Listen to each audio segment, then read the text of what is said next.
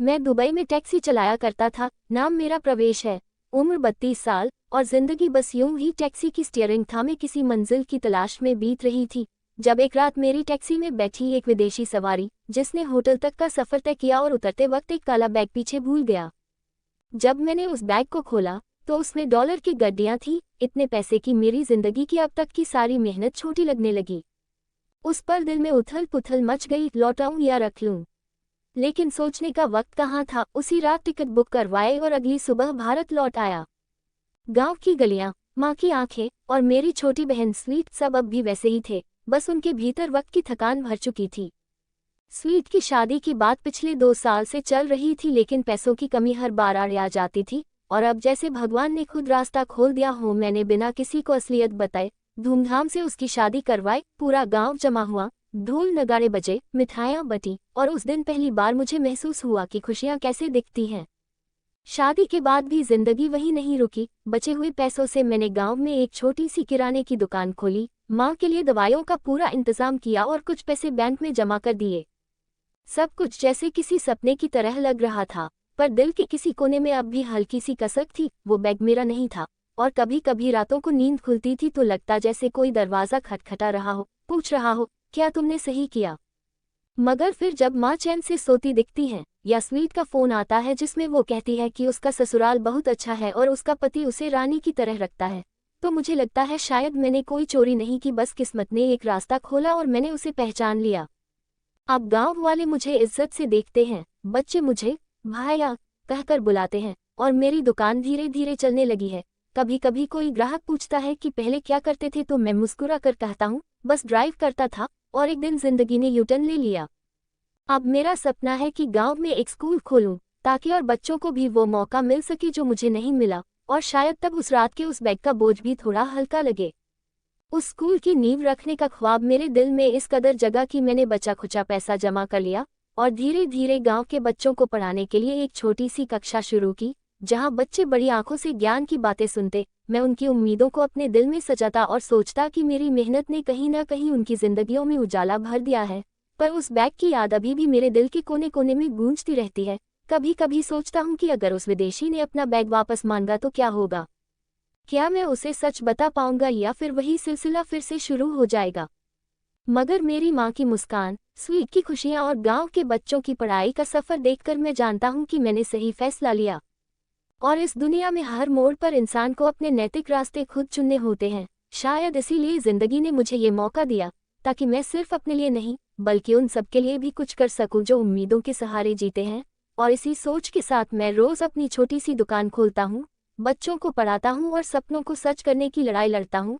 क्योंकि अब मैं जानता हूँ कि असली दौलत वो नहीं जो पैसों के बक्से में बंद हो, बल्कि वो है जो दिल से दी जाए और जिंदगी की रफ्तार को बदल दे। धीरे धीरे मेरा स्कूल बढ़ता गया, बच्चे बढ़ने लगे और गांव में पढ़ाई का माहौल बन गया। मैं हर सुबह दुकान खोलने से पहले स्कूल जाकर बच्चों की हाजिरी लगाता, उन्हें सपनों की बातें सुनाता और उनके छोटे छोटे सवालों के जवाब देने की कोशिश करता। गांव के बुजुर्ग भी अब मेरी बात सुनने लगे थे, क्योंकि वे देखते थे कि मेरी मेहनत से बच्चों की जिंदगी में बदलाव आ रहा है। स्वीट की शादी के बाद परिवार में खुशियां आईं और माँ की तबीयत भी पहले से बेहतर हो गई थी। पर एक दिन अचानक मेरी जिंदगी में फिर से वही काला बैग याद आ गया जिसने मेरी दुनिया ही बदल दी थी। उस बैग के साथ जुड़ी उस रात की हर बात मेरे दिमाग में बार बार घूमने लगी। क्या मैं फिर कभी दुबई जाऊं? क्या उस विदेशी से सामना हो पाएगा? लेकिन अब मेरा दिल कहता था कि मैंने जो भी किया सही था, क्योंकि उसने मुझे नई जिंदगी दी, स्कूल के बच्चों को शिक्षा दी और परिवार को सम्मान। मैंने अपने अतीत को पीछे छोड़कर अपने भविष्य की ओर देखा। अब मेरी मेहनत का फल दिखने लगा था। गांव के लोग मुझे प्रवेश भाई कहकर सम्मान देते, बच्चे मेरी कहानी सुनकर प्रेरित होते और मैं हर दिन खुद से ये वादा करता कि अपनी जिंदगी में जो भी मिले उसे सही तरीके से निभाऊंगा। क्योंकि असली खुशी तभी मिलती है जब हम दूसरों की मदद करें और अपने कर्मों से समाज में कुछ अच्छा बदलाव लाएं। इस सोच के साथ मैं अपनी छोटी सी दुकान से लेकर स्कूल तक सब संभालता रहा और उस काले बैग की याद अब बस एक प्रेरणा बन गई थी, जो मुझे रोज आगे बढ़ने की हिम्मत देती थी। समय के साथ मेरा स्कूल बड़ा होने लगा, गांव के बच्चों की संख्या बढ़ती गई और उनकी पढ़ाई में भी सुधार दिखने लगा। मैं हर दिन सुबह जल्दी उठकर दुकान से पहले स्कूल पहुंचता, बच्चों की पढ़ाई का हाल जानता, उनके छोटे छोटे सपनों को सुनता और उन्हें ये बताने की कोशिश करता कि मेहनत और ईमानदारी से ही जिंदगी में सफलता मिलती है। माँ की तबीयत अब पूरी तरह ठीक हो चुकी थी और स्वीट का ससुराल भी खुशहाल था। उनकी खुशियों ने मेरे दिल को एक अलग ही सुकून दिया। स्कूल की दीवारों पर रंग बिरंगे पोस्टर लगे और बच्चे जब मेरी दुकान पर आते तो उनसे मिलने वाली खुशी मेरे लिए किसी इनाम से कम नहीं थी। मगर उस काले बैग की याद कभी कभी मेरी नींद चुरा लेती। रात को जब सब सो जाते तो मैं सोचता कि क्या मेरी उस रात की चुनी हुई राह सही थी। क्या उस विदेशी को पता चला होगा कि मैं उसका बैग ले गया? क्या वो मुझे खोजेगा? पर फिर मैं अपनी माँ की आंखों में जो भरोसा देखता, स्वीट की हंसी सुनता और स्कूल में बच्चों की पढ़ाई का जो उत्साह देखता, तो उन सवालों के जवाब खुद ब खुद मेरे मन से दूर हो जाते। एक दिन गांव में एक बड़ा त्योहार आया। पूरे गांव ने मिलकर जश्न मनाया।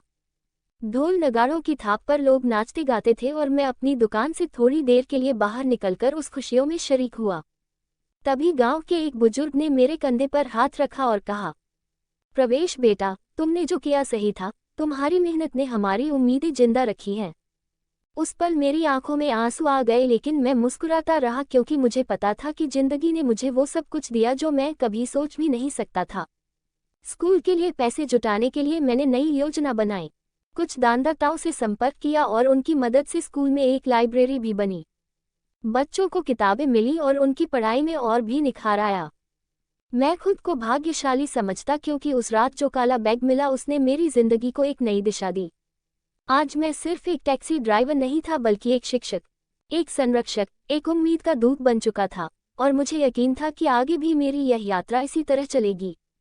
कभी कभी जब मैं अपने छोटे से घर की छत पर बैठकर आसमान को देखता तो सोचता कि जिंदगी कितनी अजीब है। जो खोया था वो एक नई दुनिया का रास्ता बन गया और जो मिला वह सिर्फ पैसों का बक्सा नहीं था बल्कि एक जिम्मेदारी थी जिसे मैंने पूरे दिल से अपनाया।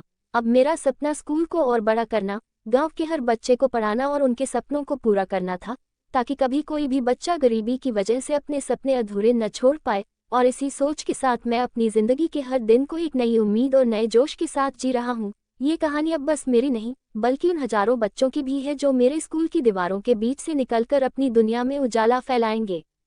उस काले बैग के बाद मेरी जिंदगी ने जो मोड़ लिया था वह अब पूरी तरह से बदल चुका था। मैं सुबह सुबह अपनी छोटी सी दुकान खोलता, बच्चों को स्कूल भेजता, उनकी पढ़ाई की प्रगति पर नजर रखता और कोशिश करता कि हर बच्चे को सही शिक्षा मिले। गांव में धीरे धीरे बदलाव आने लगे थे। पिछले अंधकार के दिनों में अब उम्मीद की किरणें चमकने लगी थी। माँ की सेहत अब पहले से बेहतर थी और वह खुशी खुशी अपने फूलों के बाग में बैठकर गाना गाती। स्वीट की शादी ने घर में खुशहाली लाई और उसका परिवार भी खुशहाल था। स्कूल के लिए मैंने फंड जुटाने के लिए आसपास के शहरों में जाकर दानदाताओं से संपर्क किया।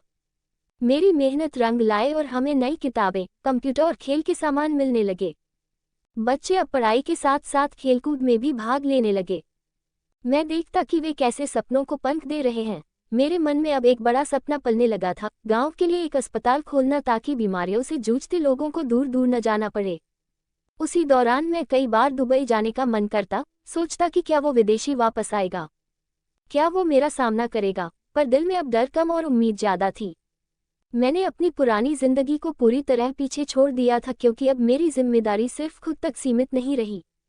मैं गांव के लिए, बच्चों के लिए जी रहा था। मैं अक्सर गांव के स्कूल में बच्चों को अपनी कहानी सुनाता, उन्हें बताता कि कैसे जिंदगी में कभी हार नहीं माननी चाहिए, कैसे अवसर खुद ही आ जाते हैं अगर हिम्मत न हारी जाए। मेरे कुछ बच्चे बड़े शहरों में जाकर अच्छी नौकरियां पाने लगे और वे गांव आने पर मुझे बताने आते कि उन्होंने भी मेरी तरह संघर्ष किया है। एक बार गांव में शिक्षा विभाग का अधिकारी आया और उसने मेरे स्कूल को मान्यता देने की बात कही। ये सुनकर मैं खुश था क्योंकि इससे स्कूल की और मदद मिलने की उम्मीद थी। लेकिन हर सफलता के साथ कुछ चुनौतियां भी आती रहीं। कुछ लोगों को मेरी तरक्की मंजूर नहीं थी। वे कहते थे कि मेरा रास्ता गलत था, लेकिन मैंने कभी उनके शब्दों को अपने दिल में जगह नहीं दी। मैं अपनी मेहनत और ईमानदारी से आगे बढ़ता रहा। उस काले बैग की याद अब मेरे लिए केवल एक कहानी थी, जो कभी कभी मुझे ये याद दिलाती कि किस तरह एक मोड़ ने मेरी पूरी जिंदगी बदल दी। और इस बदलाव की वजह से मैं और मेरे गांव के बच्चे अब एक नई राह पर चल रहे थे। मैं जानता हूं कि आगे भी मुश्किलें आएंगी, पर अब मेरे पास हिम्मत और सहारा था। गांव के लोग मुझे परिवार की तरह मानते थे, बच्चे मुझे आदर्श समझते थे और मैं हर दिन ये सोचकर उठता था कि मैं उनकी उम्मीदों पर खरा उतरूं। इसी सोच के साथ मैंने अपने सपनों को पूरा करने का सफर जारी रखा, क्योंकि अब मेरी जिंदगी सिर्फ मेरा नहीं बल्कि उन सभी का हिस्सा बन चुकी थी जिनकी मैं देखभाल करता था, और यह सफ़र हर दिन मुझे नई प्रेरणा देता था कि सही रास्ता चुनना हमेशा आसान नहीं होता, लेकिन वह हमेशा सही होता है। जैसे जैसे समय बीता, मेरे छोटे से स्कूल ने गांव में शिक्षा का एक मजबूत आधार बना लिया। बच्चे पढ़ने के साथ साथ अपने सपनों को भी बड़े कर रहे थे। उनकी मासूमियत और जिजीविषा मुझे हर दिन नई ऊर्जा देती थी। मैंने न केवल पढ़ाई पर ध्यान दिया बल्कि बच्चों को संस्कार और नैतिक शिक्षा भी देने लगा, ताकि वे केवल पढ़े लिखे ही न बल्कि अच्छे इंसान भी बने। माँ की सेहत में सुधार होता गया और वह मेरे हर फैसले में साथ देने लगी। स्वीट की खुशियाँ मेरी खुशियों में बदल गईं और उसका परिवार मेरे परिवार का हिस्सा बन गया। धीरे धीरे मैंने गांव में स्वास्थ्य केंद्र खोलने की योजना बनाई ताकि लोग इलाज के लिए दूर न जाएं। इसके लिए मैंने सरकारी अधिकारियों से संपर्क किया और कई बार उनसे मिलने के लिए शहर भी गया। ये सफ़र आसान नहीं था, कई बार निराशा भी हुई, लेकिन मैंने हार नहीं मानी। गांव के बुजुर्गों का समर्थन भी मिलने लगा, क्योंकि वे देख रहे थे कि मेरा उद्देश्य सिर्फ अपने लिए नहीं बल्कि पूरे गांव के लिए है। मेरी दुकान भी अच्छी चलने लगी थी, जिससे मुझे आर्थिक मदद मिलती और स्कूल के खर्चे पूरे होते। बच्चों की पढ़ाई में जब अच्छे रिजल्ट आने लगे तो गांव के लोग गर्व महसूस करने लगे और मेरी कहानी प्रेरणा बन गई। स्कूल में किताबों की संख्या बढ़ी, शिक्षकों की भर्ती हुई और मैं खुद भी बच्चों को पढ़ाने में हिस्सा लेने लगा। वहीं उस रात छोड़े गए काले बैग की यादें भी कभी कभी आ जाती थीं, खासकर तब जब मैं रात में अकेले होता और सोचता कि क्या मेरी मेहनत का फल वाकई में सही रास्ते पर है। क्या उस बैग के मालिक को मेरी नीयत समझ आएगी? क्या उसे कभी एहसास होगा कि उस बैग ने एक गरीब टैक्सी ड्राइवर की जिंदगी में इतना बड़ा बदलाव लाया है कि उसने पूरा गांव बदल दिया? लेकिन हर बार जब मैं स्कूल के बच्चों को हंसते खेलते देखता, माँ की आंखों में खुशी और स्वीट के फोन पर मीठी बातें सुनता, तो वह शक दूर हो जाता। मेरा विश्वास पक्का हो जाता कि मैंने जो फैसला लिया था वह सही था। अब मेरा सपना और भी बड़ा हो गया था। मैं चाहता कि मेरा स्कूल न केवल गांव में बल्कि आसपास के इलाकों में भी बच्चों को शिक्षा प्रदान करे, ताकि कोई भी बच्चा गरीबी या परिस्थिति की वजह से पढ़ाई से वंचित न रहे। इसके लिए मैंने स्थानीय प्रशासन से कई बार बात की, योजनाएं बनाए और फंड जुटाने के लिए अलग अलग रास्ते खोजे। इस बीच मेरी जिंदगी में कई चुनौतियां भी आईं, कभी पैसों की तंगी तो कभी लोगों की नकारात्मक सोच। लेकिन मैंने कभी उम्मीद नहीं खोई। गांव के बच्चे मेरी सबसे बड़ी ताकत बन गए। उनकी उम्मीदें मेरे लिए सबसे बड़ा इनाम थी। मैंने अपनी छोटी सी दुकान से लेकर स्कूल तक हर काम दिल से किया और हर दिन खुद को याद दिलाया कि मैं उन बच्चों के लिए एक मिसाल बनना चाहता हूं जो अपने सपनों के पीछे भाग रहे हैं। धीरे धीरे मेरी कहानी दूर दूर तक फैलने लगी। कुछ अखबारों और स्थानीय मीडिया ने मेरी कहानी को जगह दी, जिससे मुझे और फंडिंग मिली और मैं अपनी योजनाओं को और बेहतर बना पाया। आज भी मैं रात को छत पर बैठकर आसमान को देखता हूँ और सोचता हूँ कि जिंदगी में कभी कभी एक छोटी सी घटना, एक बैग, एक मौका कितना बड़ा फर्क ला सकता है। और यही बात मुझे आगे बढ़ने की प्रेरणा देती है कि कठिनाइयों के बावजूद अगर दिल में सच्चाई और मेहनत हो तो कोई भी मंजिल दूर नहीं होती। अब मैं सिर्फ एक टैक्सी ड्राइवर नहीं हूँ, नहीं केवल एक दुकान मालिक या स्कूल संचालक। मैं उन लाखों उम्मीदों का संरक्षक हूँ जो मेरे गाँव के बच्चों के चेहरे पर चमकती हैं। और इस नई जिंदगी के साथ मैं हर दिन नए सपनों को संजोता हूँ। यही मेरी कहानी है, एक संघर्ष, एक उम्मीद और एक नए सफर की, जो शुरुआत एक काले बैग से हुई थी और आज भी चल रही है। समय के साथ मेरी जिंदगी में कई मोड़ आए, लेकिन उस काले बैग की वजह से शुरू हुआ सफर निरंतर चलता रहा। स्कूल का विस्तार होता गया, बच्चे पढ़ाई में बेहतर हो रहे थे, गांव में शिक्षा का माहौल बन गया। मैंने न केवल बच्चों की पढ़ाई पर ध्यान दिया बल्कि उन्हें संस्कार, मेहनत और ईमानदारी की सीख भी दी ताकि वे जिंदगी में सफल इंसान बन सकें। माँ की तबीयत पूरी तरह से ठीक हो गई और उसका खुशहाल चेहरा मेरी सबसे बड़ी पूंजी बन गया। स्वीट ने अपने ससुराल में खुशी खुशी जीवन बिताया और उसके बच्चों की हंसी मेरी दुनिया को रोशन करती।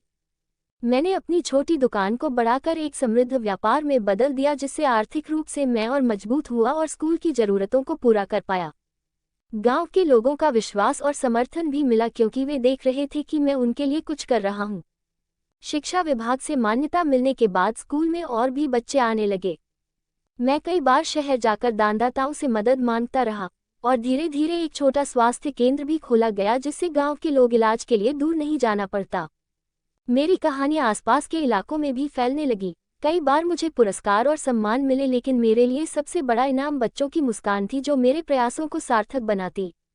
कभी कभी उस काले बैग की याद आती, और मैं सोचता कि क्या मेरी जिंदगी उसी रात से शुरू हुई थी। क्या मैं वापस उसी दुनिया में जाऊं जहां से मैंने भागा था। पर अब मेरा मन कहता था कि मैं अपने नए रास्ते पर कायम रहूं, क्योंकि यही सही रास्ता था। मेरी सोच अब सिर्फ अपने लिए नहीं बल्कि पूरे गांव के लिए थी। मैं चाहता था कि हर बच्चा पढ़े, समझे और खुद की काबिलियत से दुनिया में अपना नाम बनाए। इसके लिए मैंने शिक्षक समुदाय को एकजुट किया, नई योजनाएं बनाई और शिक्षकों के लिए प्रशिक्षण का आयोजन किया ताकि वे बच्चों को बेहतर शिक्षा दे सकें।